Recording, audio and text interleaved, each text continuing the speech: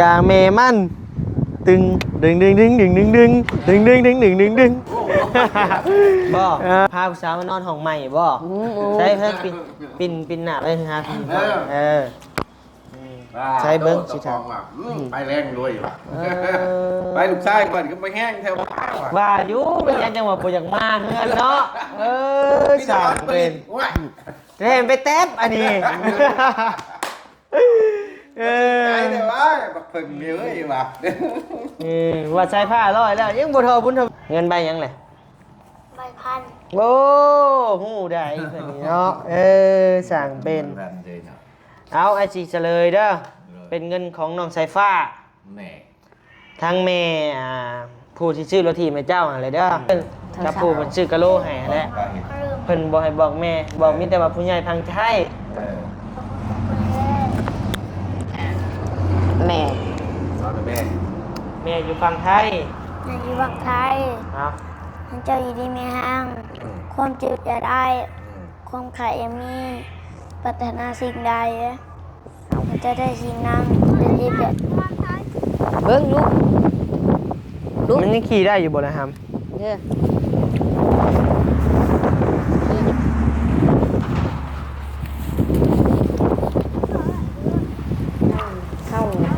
เจ้าท่าโอ้ยคือบ่ป้าพ่อสร้างท่ากี่ไร่มั้ง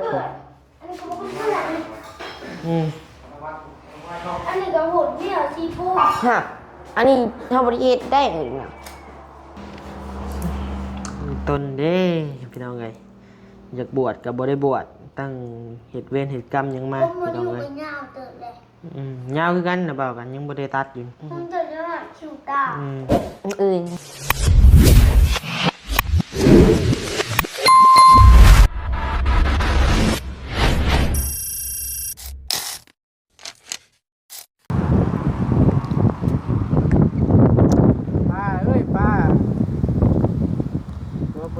ยาเมมันตึงดึงดึงดึงดึงดึงดึงดึงดึงดึงดึงดึงดึงพี่น้องเอ้ยสวัสดีเด้ออีเต้นอีติ๋ว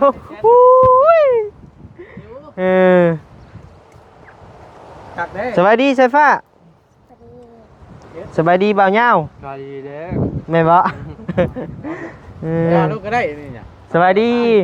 เด้อสบายดีเด้อเจ้าสบายดีโอ้ความใหญ่หนึ่งไรอันยังไงน่ะโอ้เป็นมีเนี้ยกันเนาะกันแตกได้ดิหน้าหนาวแล้วร้องปากแตกเด้อเพิ่นก็อยู่เอาเลยสื่อไว้สาวผู้เบาอย่าพูดสาวงามต้องเป็นช่วงหน้าหนาวแม่นบ่บ่หนาวอันนี้น้องเลยหน้าหนาวเลยมันอยากเปิดเผยเลยเนาะเกี่ยวได้มันหนาวนี่จักรถเบิ่งงามบ่กลัวเบิ่งความงามเพิ่นนั่นต้องเบิ่งช่วงหน้าหนาวผู้หญิงบ่แก้วเบิ่งแบบความหอมความหยังบ่ได้มันหนาวแล้วมันเตะนึกว่าเบิ่งของงามเบิ่งตอนเบิ่งความงามต้องเบิ่งช่วงหน้าหนาวเขาเบิ่งตอนเขาเต้งอ่ะตอนเขาเต้งยังไงคือเก่าแล้วเก่ากับหน้าหนาวนะไปให้เขาบอกกันป่ะเอาเขาไปเบิ่งเงินจะป่ะได้บางแค่ไหนไปพี่น้องเอ้ย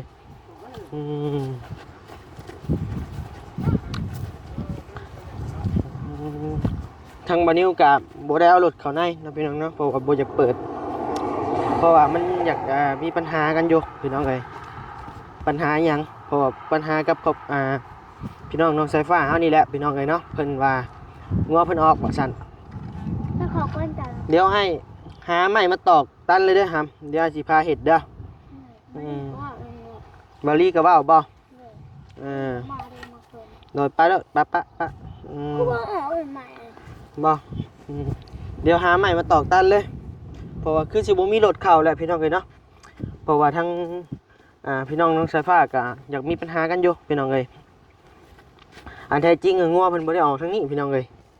งัวเพิ่นออกทางหลังพุ่นเนาะไปงามไปลอยเนาะบ้านนี้เนาะปานผู้สาวซ้ำน้อยขึ้นใหม่พี่น้องเอ้ยใช้พากันกินข้าวบ่สบายดีเด้อส บายดีไปล้างมือกินข้าวครับ ไม่อยากว่า เป็นอะไรถึงไม่อยากพอดีแล้วมามื้อนี้ก็มาพ่อกับน้องบุญทวีนำแน่เดี๋ยวสิแจ้งข่าวน้องบุญทวีเลยพี่น้องเอ้ยครับจะเกิดความมาได้อยู่ตี้เงินใหม่นี่ อายุบ้านอนามัย ยังบนท่านได้เสร็จเนาะไม่เสร็จไม่ถูกสบายดีอีกเทีนึงเด้อพี่น้องเด้อนะสบายดีอยู่เฮือนน้องสายฟ้าพี่น้องเลยไม่หอดใช้เดือนคืนมา ฮะ ไม่หอดใช้คืนมาคือเก่า ใคร มันนุ่มมากเลยใส่ผ้าคืนอ่ะใครไม่เคยคิดแล้วก็จะไป ไปใส่พากันไปใส่ ที่เสือ ชื่ออยู่ใส่ เพื่อนเลย ป้าชื่อเครื่องยังไงน่ะ ที่โบ้เราแล้วมีเงินบ่เงินเจ้าฮะ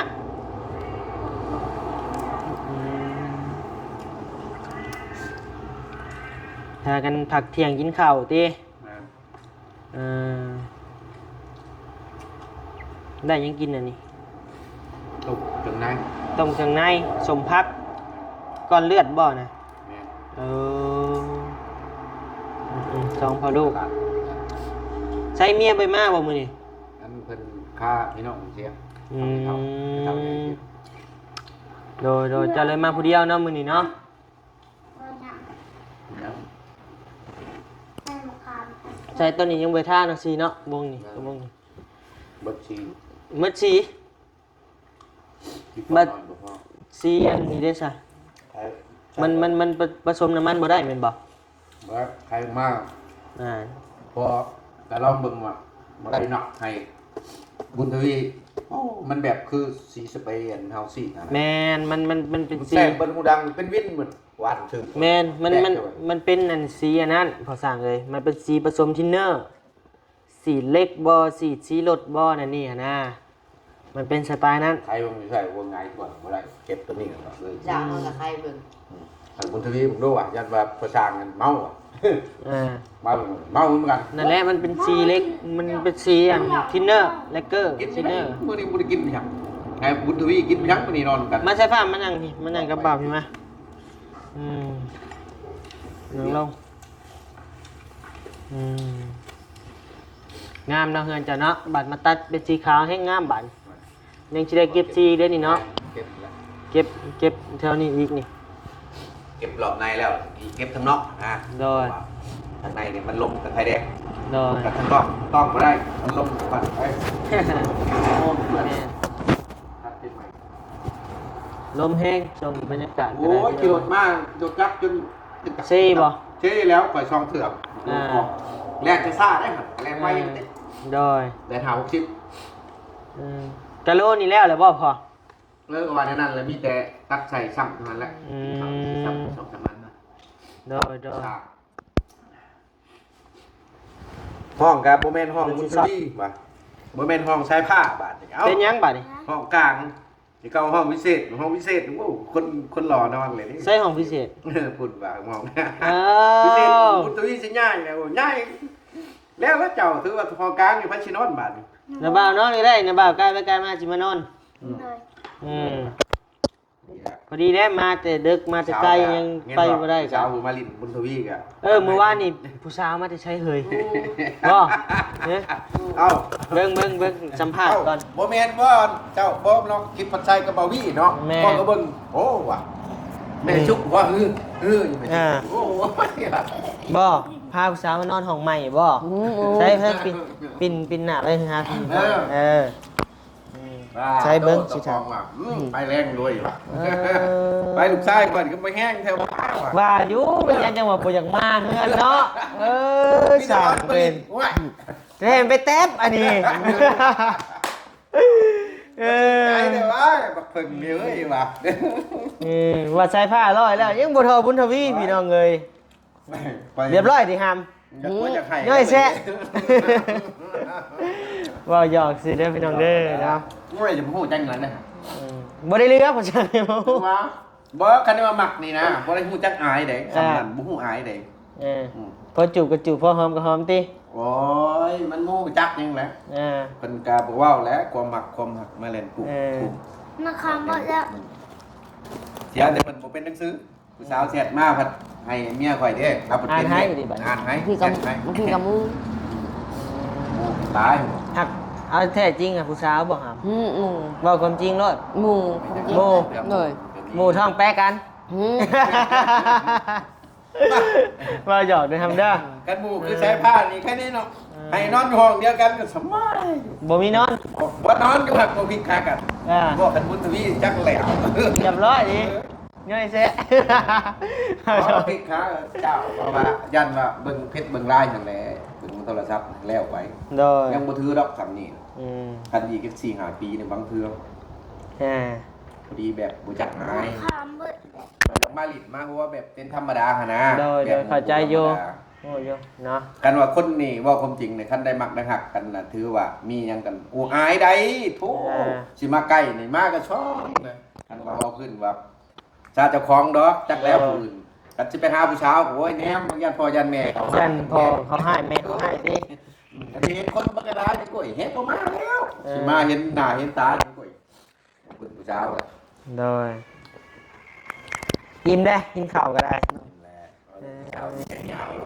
คือบอกไปกอดใครกอดเบาบี้บ่กอด ไผ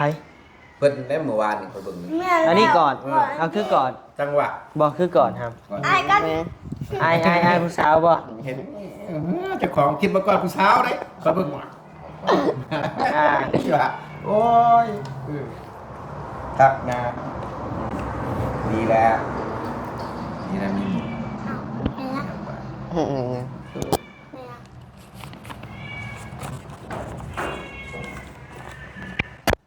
ไปดิคือของประชางใครยุ่ง เสีย คื เดี อ ยว ของ อ่ะ เจ้า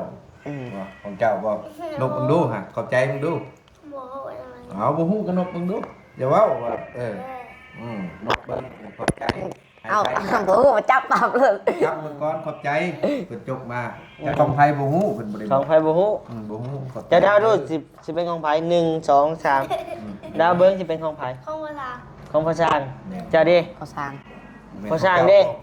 จักยังบ่บอก ยังบ่ฮู้ ผู้ใดแหละ3คนนี่จะสิว่าของไผ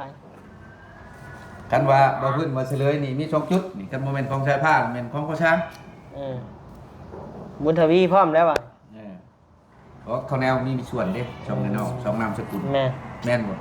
เป็นหยังกันนะชุมเจ้าอยู่นำกันจังว่าบ่อยากเข้ากันคอยชีเบิ่งติดตามเบิ่งว่าชุมเจ้านอนนำกันบัดนี้เอาไปนอนห้องเดียว คือนั่นก็เลยสั่งลิ้นได้ด้วยครับ บ่ได้ห้องกันบ่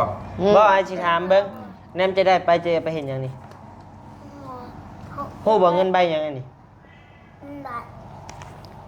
เงินใบหยังแหละ ใบพัน โอ้ฮู้ได้เพิ่นนี่เนาะ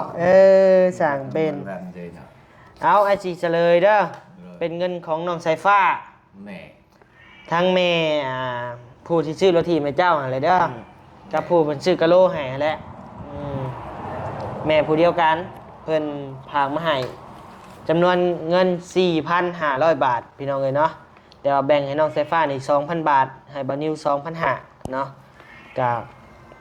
ขอบคุณขอบใจแม่เพิ่นหลายๆเด้อเนาะ ใจ แล้วก็ นี่เห็นบ่ เอาจับเอาก่อนนี่จับเอาก่อน เห็นบ่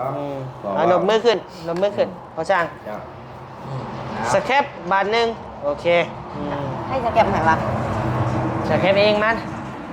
ไว้กับพ่อช่าง อันเด้อ ถึกเละ ภาคเจ้าขอบคุณขอบคุณแม่เพิ่นแน่ลบมือขึ้นไว้มาเอาเงับเข้ามา วันนี้โทรศัพท์เจ้ามันก็เห็นเองมันแหละ ของแท้มาลบมือขึ้น โทรศัพท์ เอ้า ชื่อแม่ ก่อนจะไปเห็น เพิ่นบ่ให้บอกแม่บอกมีแต่ว่าผู้ใหญ่พังไทย แม่ นอนกับแม่ แม่อยู่ฝั่งไทย ในยุคไทย เอา ท่านเจ้าอยู่ดีมีห้าง ความเจ็บจะได้ ความไข่มีปรารถนาสิ่งใดจะได้สิ่งนั้นจะเจ็บจะจนลำด้วยขึ้นทางลงใต้มีแต่คนหักมีคนแพง จ้า จ้า เอาน้องมุทวีบาดนี้ ขอบคุณเด้อแม่ใหญ่ใจดีดูทางฝั่งไทยขอให้เจ้าอยู่ดีมีแห้งความเจ็บจะได้ ความไข่อย่ามีปรารถนาสิ่งใดขอให้เจะได้สิ่งนั้นสมความมุ่งมั่นปรารถนา อย่าเจ็บอย่าจนอย่าหิ้งปังๆร่ำรวยๆขอให้เจ้าเป็นผู้ผมไส้ลูกให้หลานไม่ว่าขึ้นเหนือลงใต้ขอให้จะมีคนหักมีคนแพงสาธุ สาธุเอาทางบัดนี้ก็ขอกับขอบอกขอบใจทางแม่ใหญ่ใจดีที่ว่าพาให้บานิวเป็นสะพานบุญให้เรื่อยๆเนาะแล้วก็ขอบอกขอบใจที่แม่เพิ่นส่งเงินส่งคำมาให้บานิวเป็นน้ำจิตน้ำใจเนาะก็ขอให้แม่เพิ่นอยู่ดีมีแรงความเจ็บบ่ได้ความไข้บ่มีปรารถนาสิ่งใดขอให้ได้สิ่งนั้นสมความมุ่งมั่นปรารถนา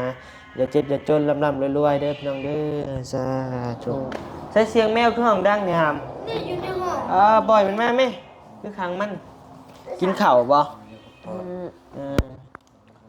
กินข้าวละครั้งเวียนเดี๋ยวพอป้อนหานะออกมา ปล่อย เลย แล้วปล่อยแล้ว นี่คือมาวุ่น แต่มัน มันอิ่มนะ มันเข้าไป มานั่งพี่น้ำบ่อยสิถามเจ้า เลย อยากได้อยู่บนเตียงนอน หรือว่าสินอนพื้นก็ได้ นอนพื้นก็ได้ นอนพื้นก็ได้ เลย เอาอยู่บนเตียงนอนถามอยากได้อยู่เตียงแบบนี้ได้แบบอยู่นอกเพื่อนจะนี่ได้ เอามาเข้าในห้องนอนบ่อยากได้เตียงนอน มีแต่อาจีเจ้ากราบเอาบ่จุดประสงค์ของแม่เพิ่นน่ะอยากให้บัดนี้ซื้อแค่มาพี่น้องเอ้ยเนาะซื้อแค่มาให้เขานอนนี่แหละเนาะแค่หรือว่าโต๊ะอันไม้เด้ภาษาเจ้ามาชมอยู่บ่เอาเดี๋ยวมาเขาห้องนอน มันประชุมบ่ได้ว่าก็น้อย นี่แหละนี่มาจากเป็นหน้าบ้าน เอาตัวต่ำๆมาเข้าก็ได้อยู่ แต่อายุเนาะคะแนนว่าซื่อๆเป็นเตียงนอนแบบสำเร็จมันกะแพงเนาะ พอ ได้ 3-4,000เมื่อ แม่น เก็บ500,000 4-500,000 แม่นประมาณนั่นแหละมีแต่อาจสิเก็บไว้เด้อเดี๋ยวอันอ้ายมีโอกาสขึ้นสวรรค์แล้วอาจสิซื้อลงมาให้เนาะจุดประสงค์แม่เพิ่นก็อยากได้แค่แหละพี่น้องเอ้ยเนาะมาให้น้องๆเพิ่นนอนว่าซั่นเนาะ เป็นว่าเสือนอนตัวใหญ่มันก็แพงของสำคัญเนาะ แม่นเออ คู่กัน แม่น กินข้าว เดี๋ย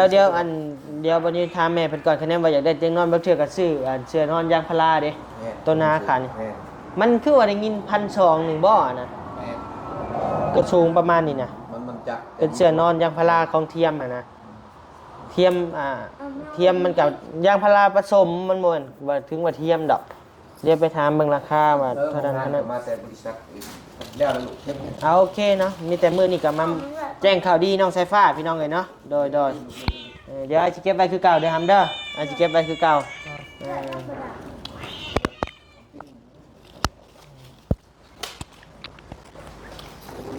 เออ กล้องเลย ในมะขามผู้สั่งกินบ่ในมะขามผู้สั่ง มันยังยังบ่ได้ ยำบ่ได้บ่ เดี๋ยวปิดเองน้อมแล้วคือเมื่อกี้มันจะแคบเอง บ่ปิดได้บ่ปิดได้อีอะมีแต่อย่าปิดหมอนี่บอกสแคบเอง ป้าหรือทีบจะคือป้าไม่แนนั่นน่ะหาม โอ้ยตีนจะรุดออกเว้ย มัน เนี่ย เพ่เลย เพ่ ไอ้คือเห็นไผมั่งบ่ อุ้ยให้มากรุดเอง ใส่ผ้าไปเบิ่งหน่อยปะ สภาพได้เห็นรุดมือเท่าว่าพันเท่าว่า ป้าพายไปเบิ่ง สิบัต น้ำปะ ขลาดกระปากเขาแตกรุดออก บ่ บุกโหนดมดเฮงตีนรุดออก อืม รุดจะได้เราที่เนื้อ โอ้ยคันบุคีมันกับรุดดอกไพ่ใส่เหตุ อืม เดี๋ยวจะเวียนกับรุดเองพี่น้องเลย ไปใช้หามเกิบบ่ เมื่อเอาขี่เอาไปขี่พิชิตบ้านเขาก็ได้จุเขาก็ได้ขี่ออกไปรุดปุ๊บโหลดป้าแล้วกระปากเขาเตะ ตีนรุดบ่หมุนนอดยอดพี่น้องเอ้ยได้เบิ่งได้รุด บี้จนแตก หมุนมันที่โผ เป็นคนเห็ดเองเลยเห็ดกับมือ ไผเป็นผู้แปลงไผแปลงมัน เบิ้งลูกลูก มันยังขี่ได้อยู่บ่นะฮาม เด้อขี่ยังไม่ได้โอ้ย อืม หมดน้อยฮะบี้ก็จนแตก ตีนกับหัว ตีก็จนยุ่มออกจังไร ไอ้ายยอมแล้ว ไอ้ายยอมแล้วแปลงให้โตนี่ มาไปมือเจ้าเวียนผม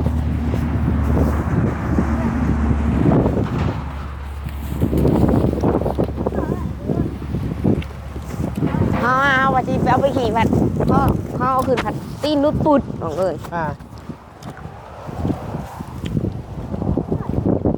โอดนะ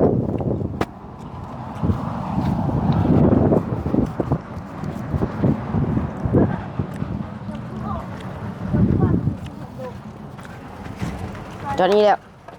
จอดทิ้งไว้ดีๆมึงนี่ว่า พูดเลย ว่า สีนี่ก็หมดเลยเนาะ เอกโลยังอยู่ กะโหลกก็ยังเนาะพออยู่ดอกกะโหลกให้เบิ่งดิ มีละ2แพง อืม 2ได้ อืม 4ได้ห้า บริว่าเราซื้อบอกกะโหลนี่บริซื้อมาบอกกะโหลตัวนี้ ยังบ่ฮู้ มันบ่พอพี่น้องกะโหลบ่พอ ผิดเท่าไหร่ บ่พอประมาณ3แก๊สพอสั่งว่ะนี่น้ำนี่ มันก็มาเอาห้องนี้เขากระโหลกบ่พอ โอ้งามประตูเบื้องนี่ กระโหลกบ่พอกระโหลกบ่พอห้องนั้นเขาก็ไปเอาห้องนั้นคือใส่ข่าวเวียดเขาก็ไปนอนห้องสุด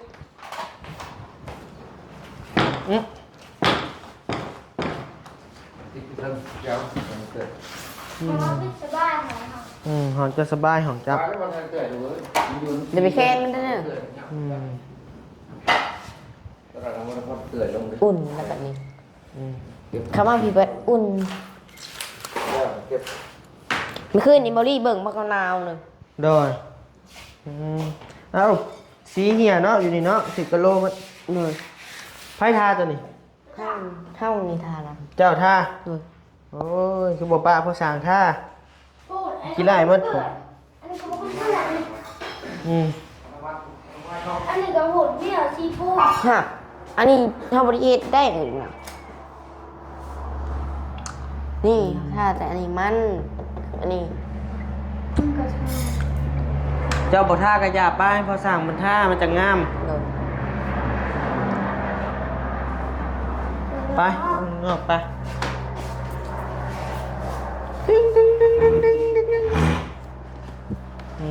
ได้เฮือนงามเนาะมันจะ2 คนเนาะเดี๋ยวสิเมื่อป้าเลยเด้อป้ามานั่งพี่ครับนั่งนั่นแหละอาจิเมื่อป้าก้อนบัดนี้ไหมมาไปป้าก่อนนี่ก็ไปซื้อเครื่องเลย ซื้อเครื่องอยู่ใส่ เอาไปใส่ตลาด นมมือดูหามนมมือขึ้นไปถ่ายรูปแน่แนมกล้องโอเคเลย ไอ้ลืมแจ้งข่าวเจ้าหามไปเนาะเรื่องการบวชของเจ้าน่ะไอ้ว่าคือสิบ่ได้เลยเด้อ เลย เพราะว่าทางใน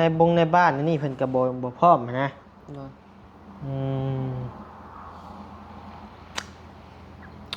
ผมก็ยาวเนาะหามเนาะ ผมมาทานให้ผมห่อค่ะ ต้นเด้พี่น้องไงอยากบวชกับบ่ได้บวชตั้งเหตุเวรเหตุกรรมหยังมา ผมมา พี่น้ อ อง ยู่ ไง กับยาวเติบเลย ยาวคือกันนะเปล่ากันยังบ่ได้ตัดอยู่ ผมเติบจะแบบชิวตา อื่นไปตัดประทางแล้ว มันจันไอ้มามื้ออื่นอยากไปตัดก็ได้ไอ้เช่พาไปตัด เขาไปทำได้เฮ้ยไปอยู่เด็ก ไปกับไปเลยมันจันไอ้สิเอากองเดินมาตัดให้สิเป็นหยังไงน่ะตัดเป็นคือกันม เราตัดเองก็ได้เราตัดเองก็ดีก็ได้ พี่บ้า เอาว่าเอาไปห้าดีกว่าได้คันมา ไปงานดีกว่า จะนายหัวเอามันสิลาย บ่ไล่ไอ้ให้ เอา เก่ง ว่าสิตัดในเฮาเฮ้ย ให้ เด็ก เก่ง คนเนาะสิตัดให้เย็ดหัวเขาได้คือทางต่อนี่โอ้ยเศร้าได้ เดี๋ยวคือบักต่อเลย คืออ้ายบอกต่อเด้ ผมเอาอะไรหนึ่งนะ